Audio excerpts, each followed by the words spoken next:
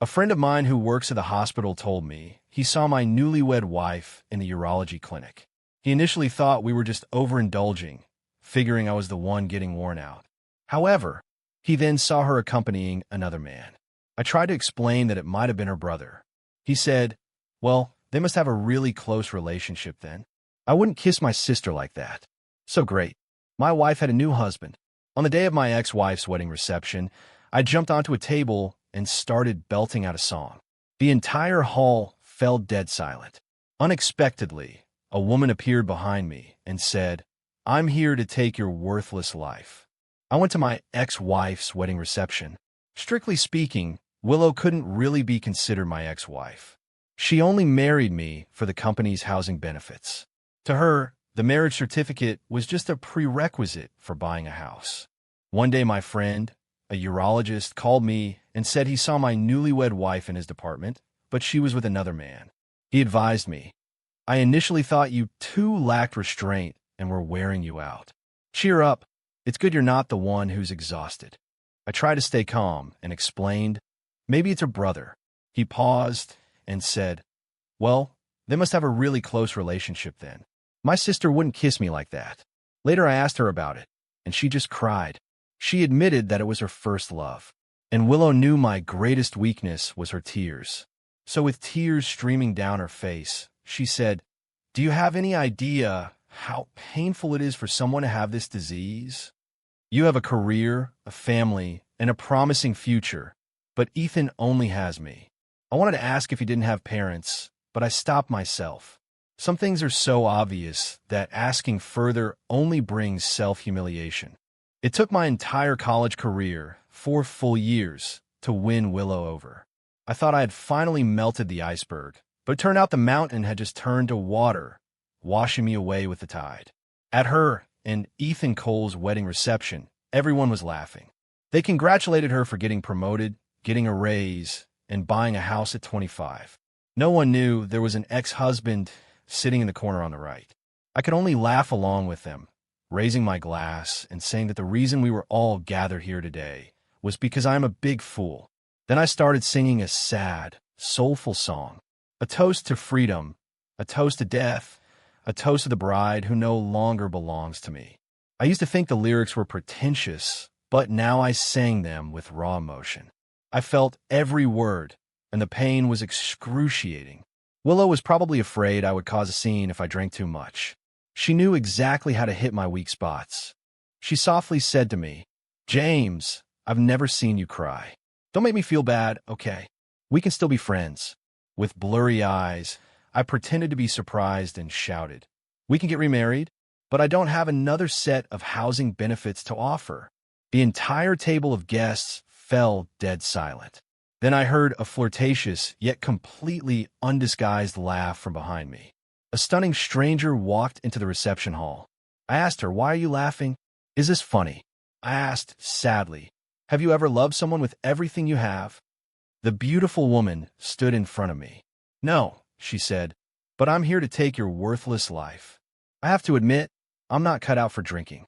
When I first started working, it was a tradition to get completely wasted at company dinners. The next day, my boss insisted I take a day off. He said, "You really left an impression, James." The developer said if you down that glass, they would consider you for the next project. You told him his son, who squanders money abroad, wasn't half the man you are, that he should save the position for you. I asked you to apologize to Mr. Peterson and show some sincerity. You said you learned some wild breakdance in college and insisted on dancing on the table. It took 7 or 8 guys to get you down. Since then, whenever he took me to social gatherings, I didn't touch a drop of alcohol. If he weren't married, I would almost suspect he had feelings for me. In short, when I woke up in the hotel bed, my hair was a mess and my white shirt was completely wrinkled. It was a familiar, splitting hangover. Luckily, the bed was more comfortable than the one in my apartment. I sat up in shock, my coat sliding to the floor. With trembling hands, I lifted the quilt. Fortunately, there was no one beside me. My honor was intact. But then I looked down. Crap, what was with the red high heels by the bed? Just as I gasped, the room door opened. A girl with a slender figure, still in that fiery red dress, but now wearing flats, walked in. She casually tossed a bag of breakfast onto the coffee table. Yo, is still alive, ex-Javi? Still lying around? Do I need to carry you out on a throne? The cliché scene I once despised was now unfolding right before me. The girl punctured the carton of soy milk with a sharp jab, a sound like a knife stabbing my fragile heart. I CLC-cheated my chest and asked, "Last night, everything that should and shouldn't have happened," she said succinctly. "How much do you want?"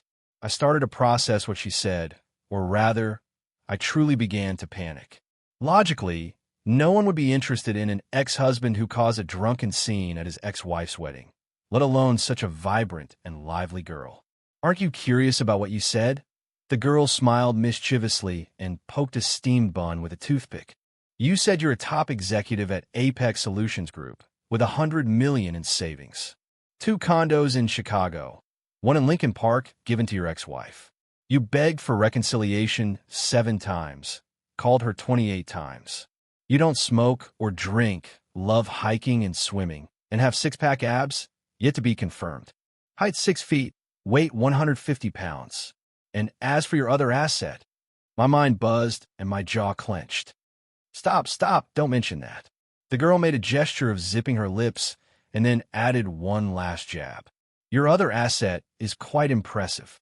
Even a person with the calmest nature would be angered by her." My face turned cold. "What's it to you? Did I ask for your help?" I grabbed my coat, shook it out, and put on quickly. Then I searched for my car keys and phone. "Yes, I drank too much last night and lost control. If you have demands, then make them. I didn't do anything to you, so there's no need to mess with me like this." The girl was taken aback, seemingly not expecting me to get angry. But she wasn't scared. She paused for 2 seconds before laughing, revealing 2 sharp little canines. "James, so you can get angry too." Now it was my turn to be stunned. "How do you know who I am?" She sat cross-legged, not caring that she was still in a dress. "You confessed everything last night." Seeing her bare legs, I quickly looked away. "I'm not wasting any more words on you." I stormed out. Her voice chased me from behind. "Hey, you drank your ex's wine. Don't you want some breakfast porridge? Eat your own head." I booked a plane ticket while entering the elevator, eager to disappear from this city. The dream was over. It was time to return to my life as a corporate slave. The elevator reached the first floor, and my phone finally got a signal. My mom was calling. Who the hell sold me out? Listlessly, I answered, "Hello, Mom. Did you pick her up? Has she changed a lot?" I barely recognized her from the photos. My mom's excitement was evident on the other end. "That Ava Auburn.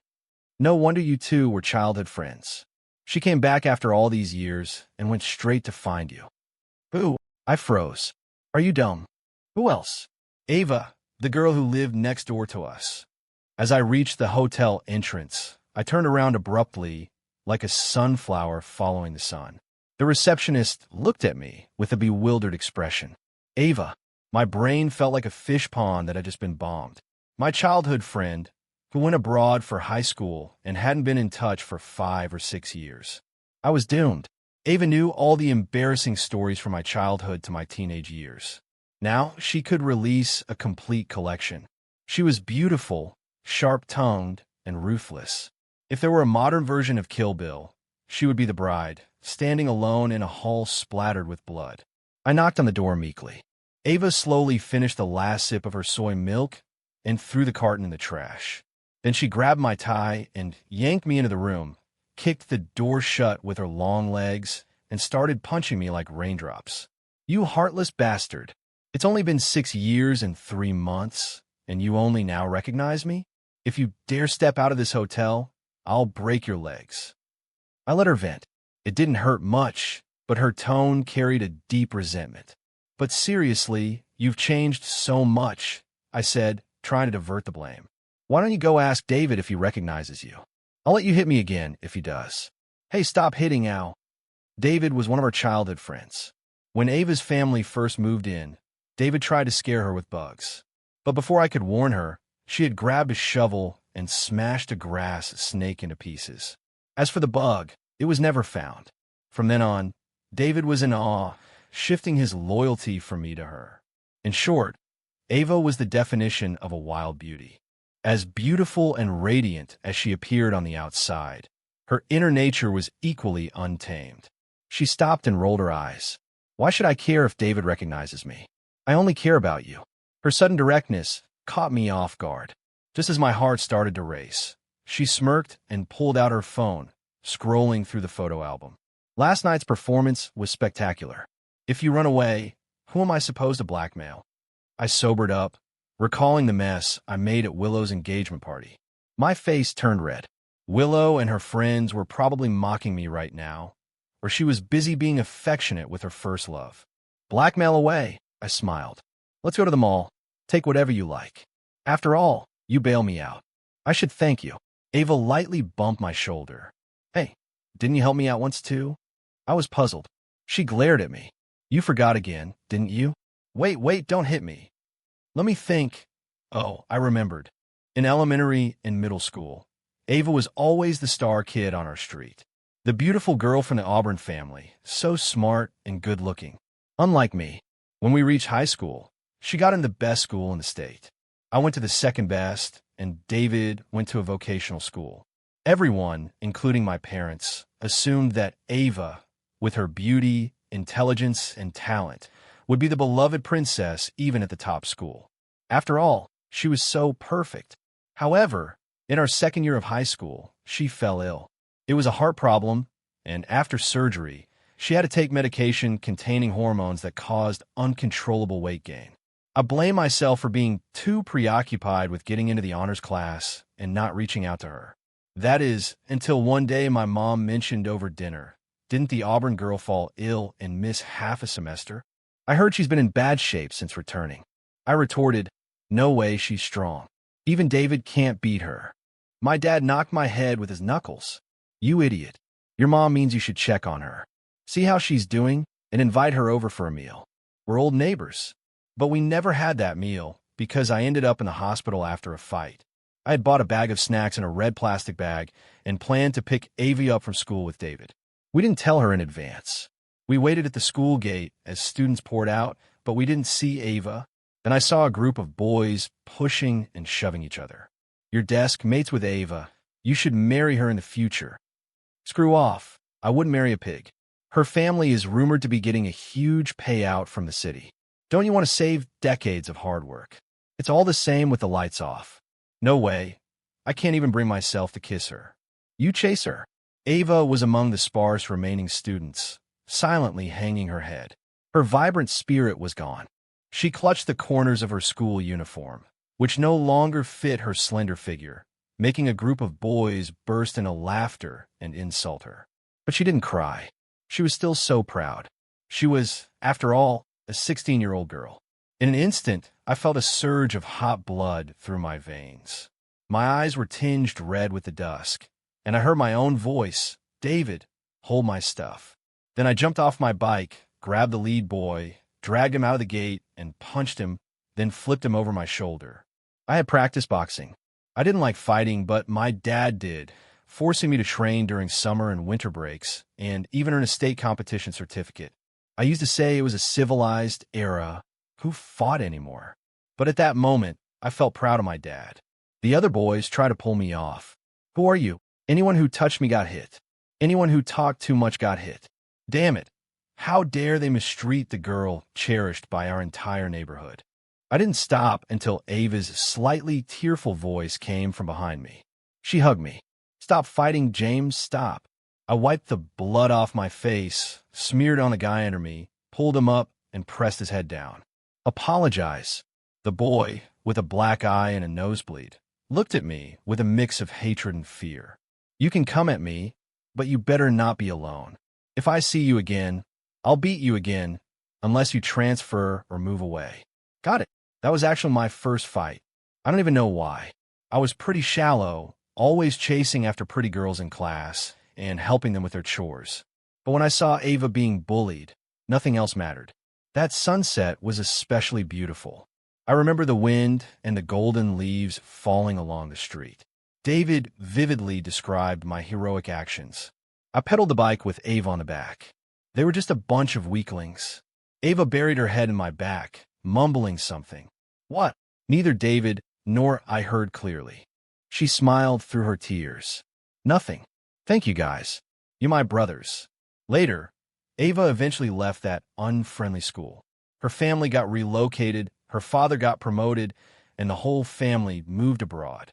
Memories are like fine sand, slipping through our fingers at the time, but leaving behind a shared beach. But you promised me, no backing out, Avis said. I haven't gone shopping since I came back to the country. I also want to get some real food.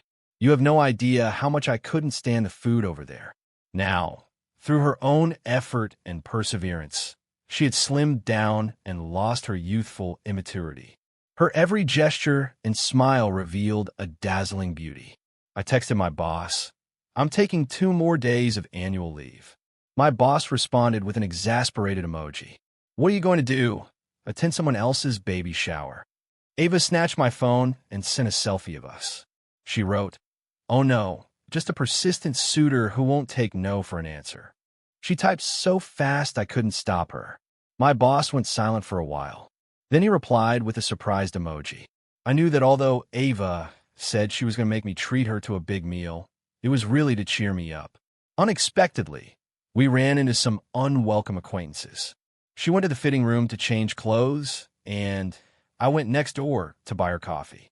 I ran straight into Willow and her first love, Ethan. They were walking hand in hand and noticed me at the same time. Willow's expression changed slightly, and she avoided eye contact.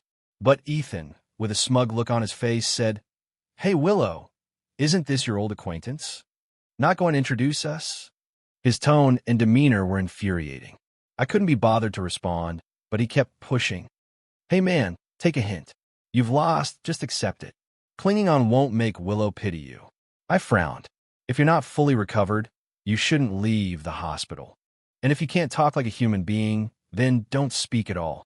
Seeing her fiancé getting angry, Willow hurriedly tried to calm things down. James, let's just let the past stay in the past, okay? I know you're having a hard time letting go. But a sharp female voice interrupted. But I really don't know where you get your confidence. The crisp sound of high heels approached. Ava, in a new Chanel V-neck red coat that perfectly matched her bright red lips, was exuding a powerful aura.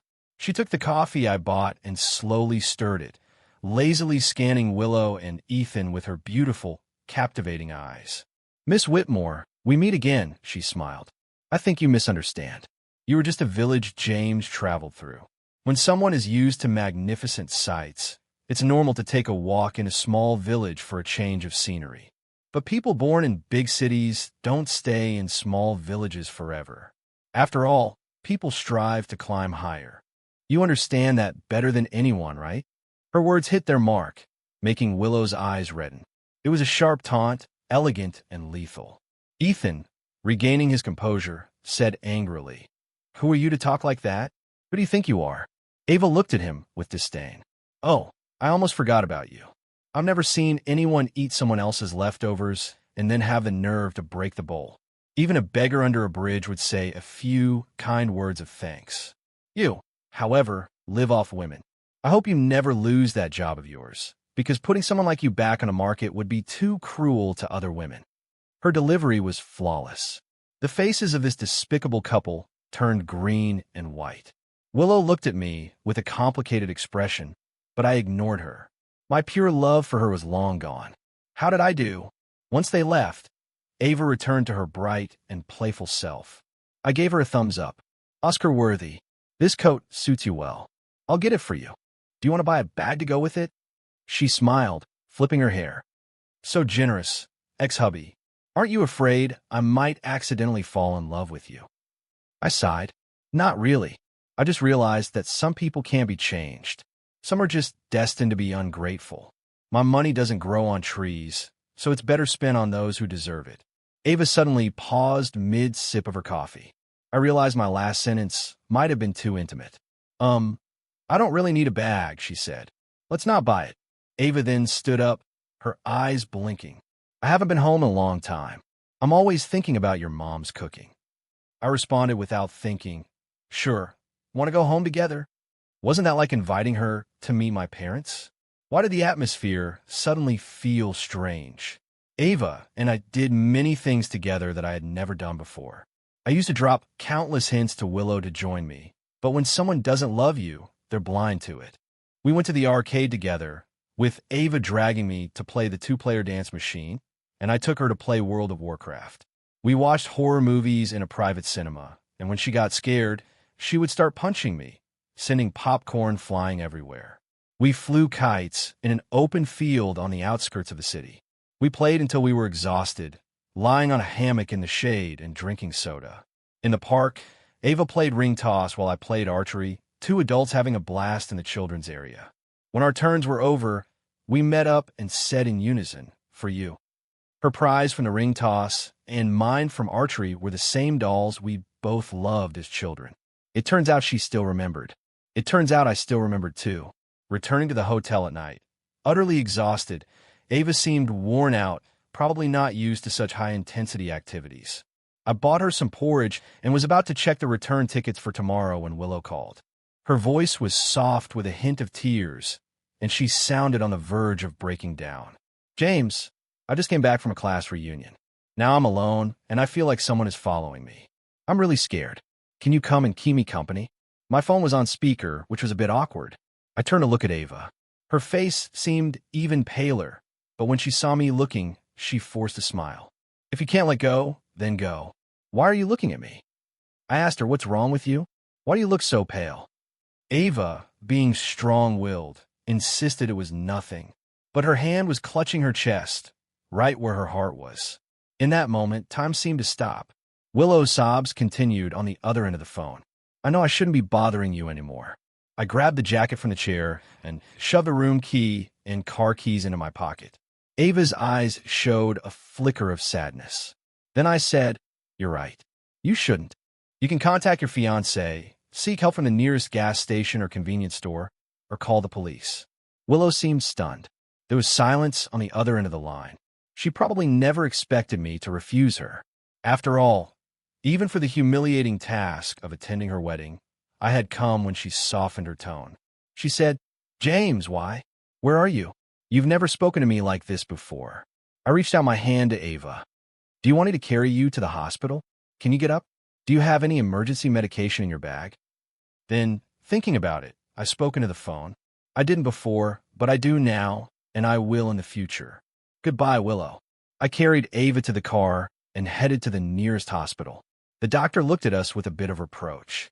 "If it's a chronic heart condition, why didn't you come for a checkup as soon as you got back? You young couples really don't take your health seriously. Forget the girl, but what kind of boyfriend are you?" I hung my head as I got scolded. Ava snickered behind me. I turned to glare at her. She made a funny face at me. So childish. Get a full-body checkup, just to be safe. No need. Ava frowned. I know my body. Just some medicine and a good sleep will do. This time, it was my turn to lecture her. "Are you the doctor, or is he the doctor?" She pouted. So I softened my voice to coax her. "I'll stay with you. We'll do the checkup quickly and go home after. Okay." Quickly? A full checkup takes hours. "Even if it takes all night, I'll stay with you," I blurted out. While Ava was inside, getting a CT scan, I sat on the waiting area bench, lost in thought. My mind drifted back to an earlier time when I had seen Ava have an attack. But back then, as a clueless 8 or 9-year-old kid, I had no concept of what a heart condition was. In elementary school, Ava was a wild, agile monkey, a natural actress. In front of adults, she was the perfect student with her ponytail. But as soon as their backs were turned, she would corner and beat up any boy who bullied the girls in our neighborhood. One day, the sunset was beautiful and the screams were loud. David and a few others were teasing Anna, the pretty girl from our neighborhood, about her chest size. Ava pinned David down and punched him hard. After she finished, she dusted off her jeans, her tone casual yet imposing. "Next time you dare snap a girl's bra strap, or run your mouth, see what happens." The boys, both slim and stout, all shook their heads vigorously. I silently thanked my stars for not being a jerk. "Ava, what? Cat got your tongue? Apologize." To me? Apologize to her. Anna smiled as the boys lined up to apologize. David said to Ava, "Ava, calm down, calm down." Then he ran off to buy sodas. Ava hooked her arm around my shoulder and asked, "How about that? Am I cool or what? Still not falling for me?" Suddenly, a large drop of blood fell on my hand, startlingly red. Both of us were shocked, and it wasn't until the second and third drops fell that I panicked and yelled, "Ava, what's happening?" You. The girl who had just been a fearless ringleader fainted before everyone's eyes, her face pale and unconscious. Even when she was sick, she was always meddling, acting chivalrous. During her lowest points, isolated and shunned, she still smiled brightly and boldly, never one to vocalize her struggles, making her all the more heartbreaking.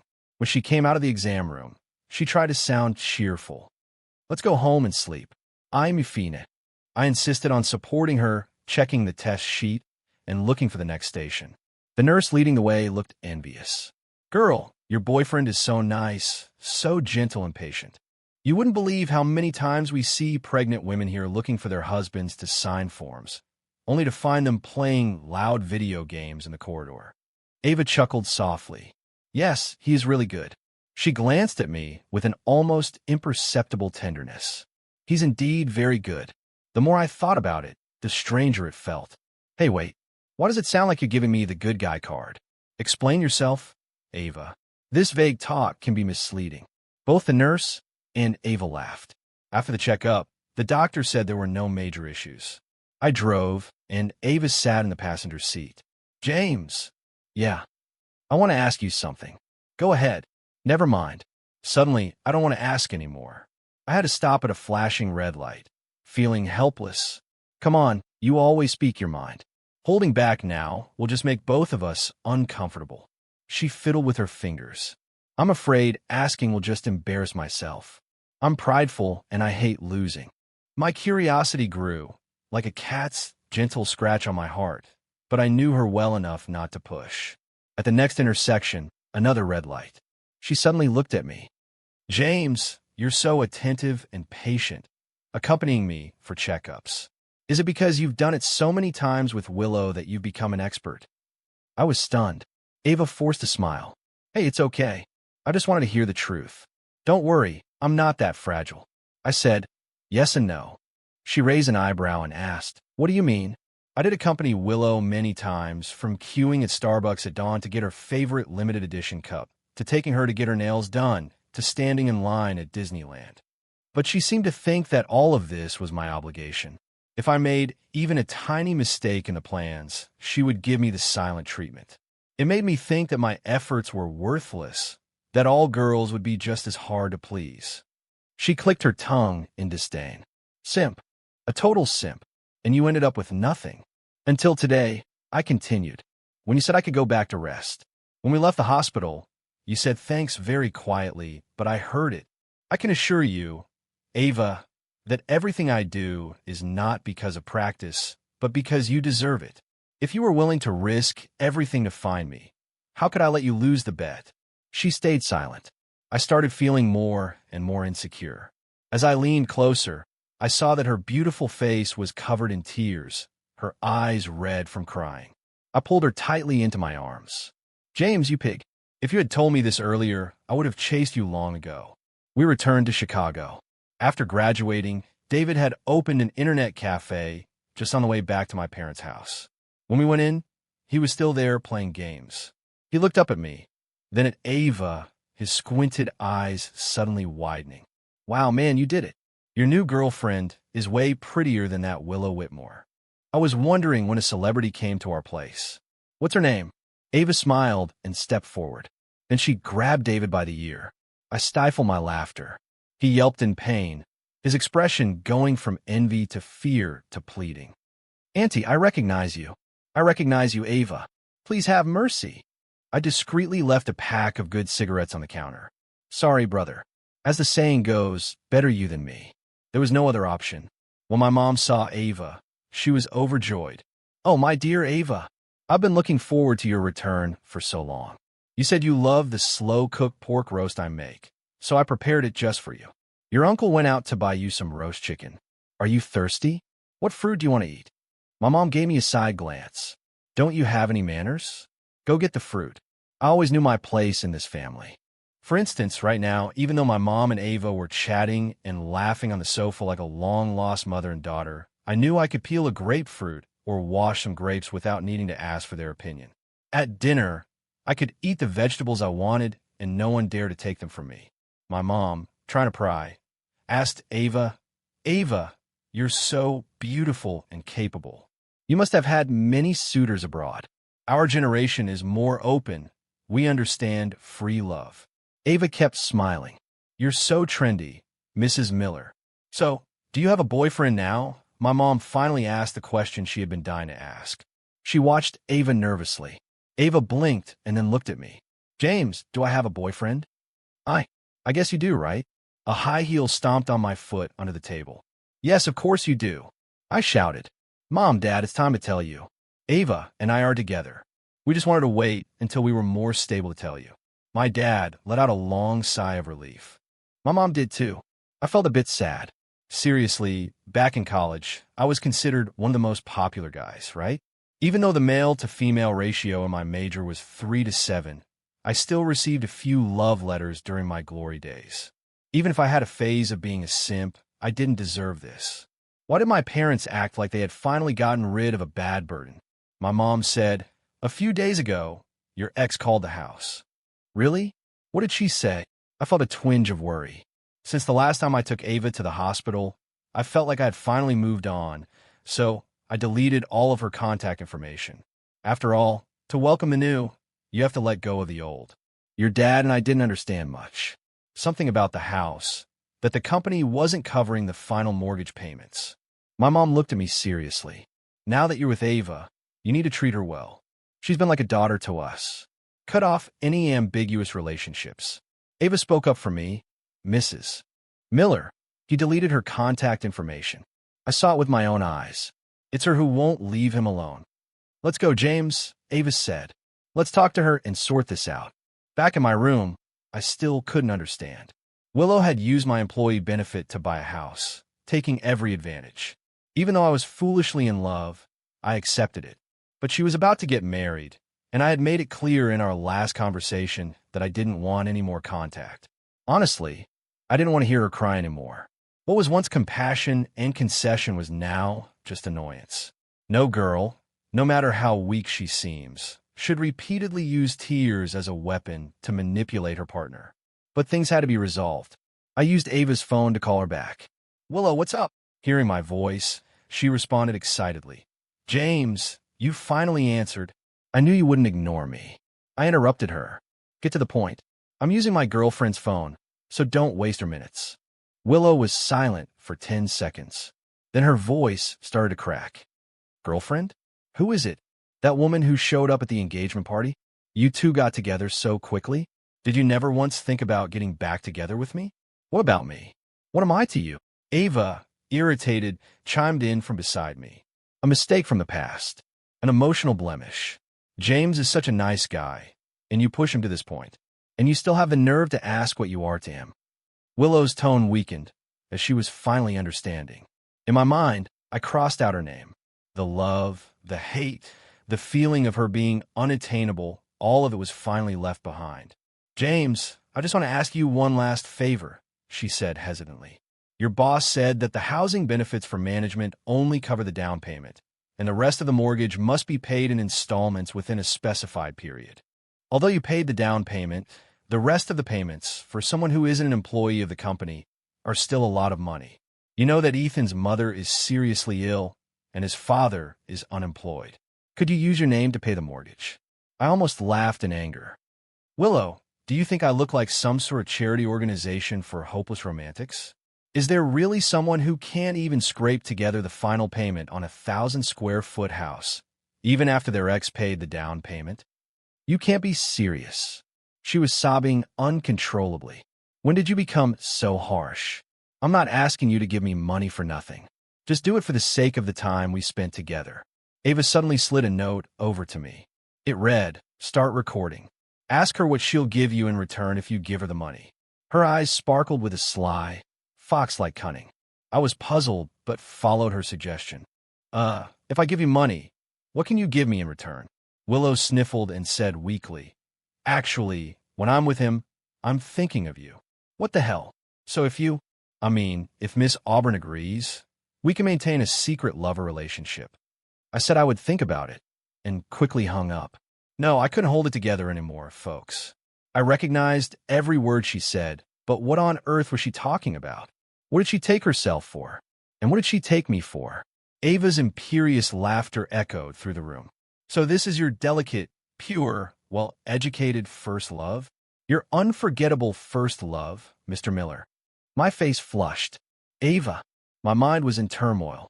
Wait, how did Ava foresee this conversation? She told me to record it. Could it be? Seeing that I was grasping the situation, she finally contained her laughter. She leaned close to me and whispered in my ear, her breath like orchids. A high-level hunter never plays low-level games. She told me that on the day she took me from the wedding reception, she had gathered the contact information of Ethan and all his relatives and friends. Because she was beautiful and her gift envelope was generous, no one suspected she was an outsider. Ava sent the recording to every single one of them. Back at the company, my mischievous boss had put up a big red banner saying, "Congratulations to our top executive on his new affair and starting fresh." What a load of nonsense. But I was genuinely grateful to him. If it weren't for his manipulation, that house would have legally been my responsibility to pay off. My boss sipped the tea I brought him and said, "From the start, I thought something was off when you mentioned putting both of your names on the deed. It's a good thing I prepared for this. I knew you wouldn't learn until you hit rock bottom, so I'll let you see her true colors for yourself. A house in that prime location, without our company's connections, that guy will be paying the mortgage for the rest of his life. Of course, if the contract expires and it's not paid off, they'll have to move out the same way they moved in. Back then, my boss wasn't a boss, just my senior from the university. Two young men with nothing but courage fought tooth and nail in the market. I stayed up late writing proposals and revising plans. He drank so much at business meetings that he ended up in the hospital. True brothers don't need empty words. I raised my cup. Come on, let's drink this tea, and then give me 3 more days off. Mainly, I want to take another look at that house. My boss just shook his head. James, you've got some nerve. Take my blessing and get out of here. Go on quickly. Ava and I naturally met each other's parents. Her father had moved abroad when he got promoted, and after retiring, he became the head of a local enterprise. I thought their standalone villa was already impressive, but then he pulled out a bunch of access cards. Take a place to live first and help me collect the rent. Your mom and I will retreat to the mountains for some relaxation. After all these years, I'm finally retired. Then he gave me a slightly jealous look. I told Ava to come back a long time ago, but she insisted on finding you first. Back in my day, I was quite the handsome man, too. He was promptly dragged away by Ava's mother, who had him by the ear. Why are you interfering in the young couple's business? Ah, so this ear-pulling technique was passed down through the family. I felt a chill down my spine. Ava, can we promise to talk things out without any ear-pulling? She smiled sweetly, wrapping her arms around me. Why would you think that, my dear boyfriend? In my book, there's no breakup, only widowhood. Whether it was her parents or mine, I explained to them that whether it was an engagement or marriage, everything would proceed at Ava's pace. After all, she waited for me for so long. Even if it meant courting her all over again, I had to show my sincerity. Ava mentioned a pre-sale rose gold ring encrusted with diamonds that she wanted to see, so I took her to try it on. She was in high spirits, shopping around the plaza all day. In the evening, we went to a pre-booked Japanese restaurant. David called. Bro, your ex-wife is in trouble. He paused, lowering his voice. Ah, is Ava there? What's wrong? What can't I hear? No, you can. That guy's family called off the wedding. They're telling everyone how much they spent on the bride price, only to marry a loose woman who tried to become some executive's side piece. You know, this news is spread all over the neighboring city, right? I laughed. Ethan, spreading rumors, wouldn't mention that the executive was me, as that would be shooting himself in the foot. And Willow isn't easy to deal with either. David continued, his excitement palpable through the phone. Guess what? She made a list demanding reimbursement for all the medical expenses over the years. One item He laughed so hard I worried he might pass out. One item was the cost for Ethan's treatment in the urology department. Everyone knows what that means. In short, the two families are tearing each other apart. It's better than watching street fights. This was the purpose of Ava's recording. She raised an eyebrow at me. Feeling sorry? I looked down. Not really. Just reminded of that night when I got drunk. It's not a big deal among brothers, but it's a bit embarrassing in front of your girlfriend. Ava burst into laughter. Oh, you mean the part about your assets being impressive? Now it seems you were wrongly accused. You said you're better looking and richer than him, and you can also deliver on your marital duties. She shamelessly looked me up and down. Ava, how can you talk so boldly without even blushing? Because you're blushing enough for both of us. She reached over, pinched my cheek, and then her hand brushed my pocket. What's this hard thing? The waitress froze behind the cherry blossom screen, unsure whether to come in or leave. I angrily pulled out a box and shouted, "What else could it be? It's the diamond ring you wanted."